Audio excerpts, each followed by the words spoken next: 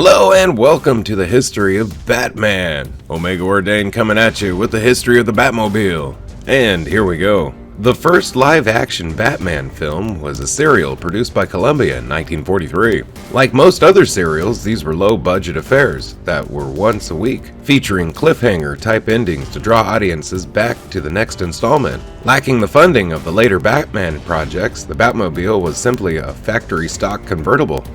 For the 1943 serial, a 1939 Cadillac was used as both the Batmobile and as Bruce Wayne's personal car. Generally, the position of the convertible top signified which car it was. Top up meant Batmobile, while top down meant Bruce Wayne's car. Batman returned to live action for his second and final serial run in 1949. Though it too lacked any significant budget, most elements of the Batman universe were retained. The costumes, Wayne Manor, the Batcave, and a Batmobile. The Batmobile used for this serial was a 1949 Mercury convertible. Like the 1943 serial, the car also happened to be Bruce Wayne's regular transportation. According to Johnny Duncan, the actor who played Robin in the serial, they actually went through 6 cars during filming. Though powerful, the Mercury was a very heavy car that didn't corner that well. So whenever they wrecked one, they would just swap out and continue shooting. The Batmobile from the 1966 through 1968 live-action television show and its film adaptation began its life as a Ford concept car called the Lincoln Futura, built over a decade earlier in 1955. The body of the Futura was fabricated by Gia of Italy, whose artisans hammered the car's panels over logs and tree stumps carved as forms to create the sleek Manta-like car. In 1959, the Futura was featured sporting a red paint job. In the film, it started with a kiss. In 1965, ABC TV chose famed Hollywood customizer George Barris to design a Batmobile for their soon-to-go-into-production Batman show. Dean Jeffries worked on the design and initial fabrication for the Batmobile, using a 1959 Cadillac, but when the studio wanted a car faster than he could provide, he turned it back to George Barris. With only 3 weeks to finish, Barris decided that rather than build a car from scratch, it would be best to transform the Lincoln Futura, bought from Ford for $1, into the famous crime-fighting vehicle of the TV's Caped Crusader. Barris hired Crescenberry to do the metal modifications to the car. When filming for the series, several problems arose due to the age of the car. It overheated, the battery went dead, and the expensive Mickey Thompson tires kept blowing. By mid-season, the engine and transmission were replaced with a Ford Galaxy. The most frequent visual influence of this car is that later Batmobiles usually have a rear rocket thruster that usually fires as the car makes a fast start. The extra-large Bat trunk in the Batmobile holds various crime-fighting equipment and has plenty of space to fit 8 people comfortably. The windshield is bulletproof, and of course the Batmobile is not without its helpful gadgets. The Bat glove compartment, the infrared bat dust, emergency bat turn lever, bat deflector, bat ray, super-powered bat magnet, ultrasonic recorder, Batmobile parachute, pickup service signal, emergency bat trunk lock, a bazooka, anti-mechanical bat ray, battering ram, Liberty paste bat dissolving switch, bat safety belt, bat radioscope, and many, many more. This Batmobile original gadgets included the nose-mounted chain slicer, lasers, rockets, an onboard telephone, radar dash monitor, onboard computer, and police beacon. If needed, the Batmobile is capable of a quick 180-degree bat turn. Some changes were made during the run of the series, including different license plates, a change in steering wheel, and the addition of extra gadgets such as the rear-facing camera and battering ram. Batmobile from the Super Friends. In the mid-1970s, most Batmobile merchandise was still based on the 1960s TV series. This would soon change enough once the challenge of the Super Friends got underway. In 1973, Batman returned to television with the debut of the Super Friends cartoon series. The 1-hour show had the heroes facing danger around the world. The Batmobile created for the original Super Friends was based on the Futura Batmobile, but the lines of the car were modified substantially for use in animation. This was also the first car to feature the yellow bat emblems on the doors, though it is a feature that was quickly picked up in the comics as well. The Batmobile from the Burton films, which started in 1989. The Batmobile was Batman's primary mode of transportation. At first, Batman often simply referred to the Batmobile as the car, and he later called it the Batmobile. The Batmobile was one of the most daunting components in Batman's vast arsenal, and he kept it stored in the Batcave when it was not in use. Batman first used the Batmobile to rescue Vicky Vale from the Joker. After he parked it out in front of the entrance of a museum, Batman instructed Vicky to get into the vehicle as Joker's Joker goons gave chase in their own cars, after it completely outmatched the goons and the Gotham City Police Department for pure speed. The Batmobile was caught in a bottleneck. With the road blocked by the construction crew, Batman and Vicky abandoned the Batmobile and continued their escape.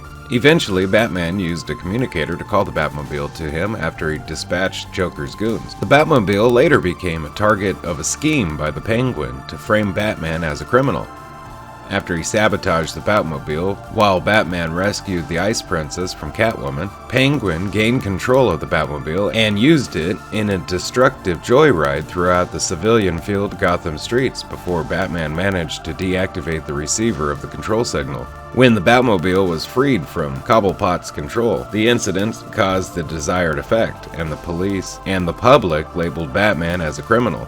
To narrowly escape from Gotham City Police Department, Batman was forced to eject the vehicle's side panels and transform the Batmobile into the Bat-Missile. This Batmobile featured side-mounting grappling hook launchers, disc projectile launchers, and bomb dispensers. A central foot underneath the vehicle was capable of lifting the car and rotating it 180 degrees. It also had an armor-plated body with an additional cocoon of heavy armor capable of being deployed while the vehicle was stationary, and 2 forward-mounted Browning 1919 30 caliber machine guns, also exhaust afterburner, and an emergency bat missile mode that shed all material outside the central fuselage, and reconfigured the wheels and axes to fit through narrow openings. Once deployed, the mode essentially destroyed the car's exterior and required rebuilding afterwards.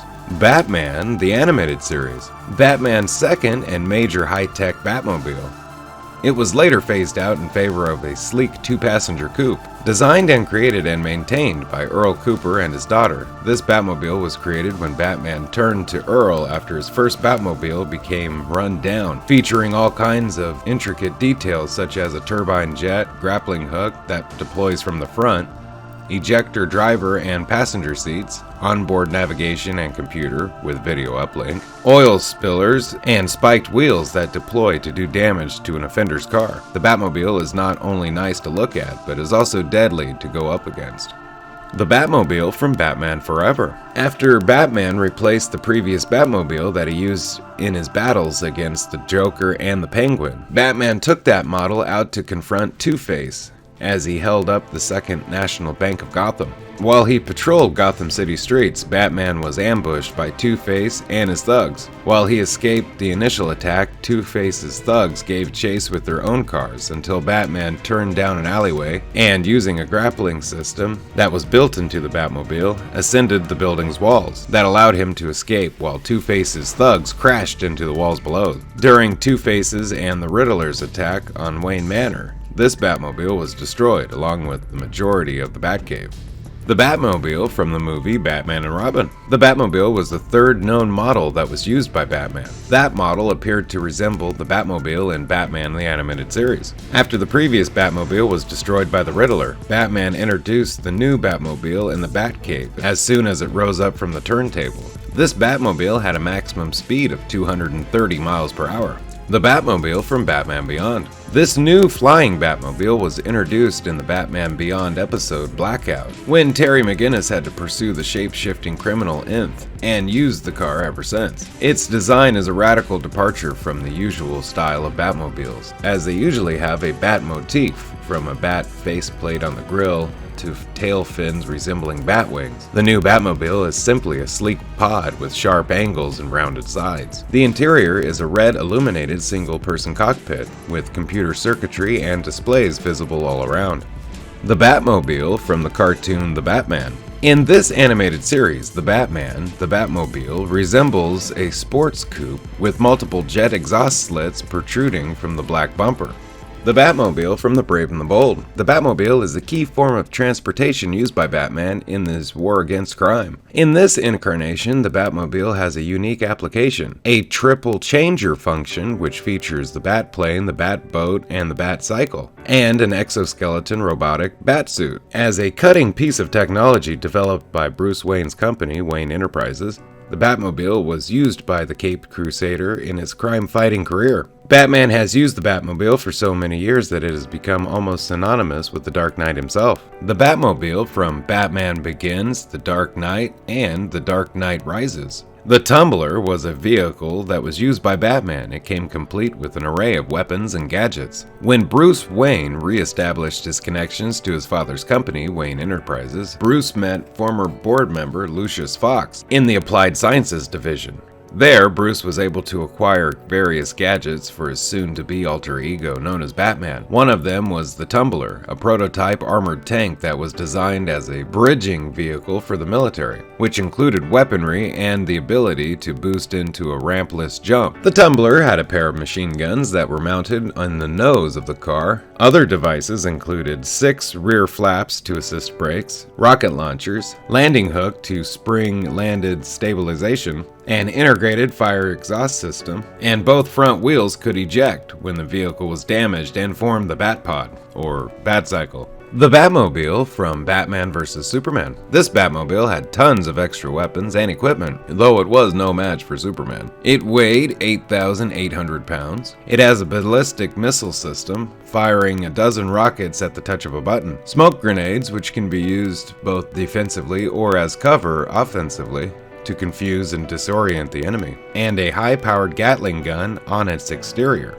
The newest Batmobile has not been released yet. The movie is set to release June 25th, 2021, though not much is known about this as of yet. This Batmobile appears to have a mid-mounted V8 and the look of a 1960s era muscle car. It could be a 1969 Dodge Charger, with modifications. Thank you for watching the history of Batman. Special thanks to the Batman Wiki and all its contributors for all information you heard today. Very special thanks to my Patreons and to Royalty Free Tube for this fantastic background, although I did modify it a little bit. Don't forget to like, share, subscribe, ring the bell, join the channel, join us on Patreon. Anything you can do to help this channel grow, we appreciate. Thank you and have a great day. Bye-bye!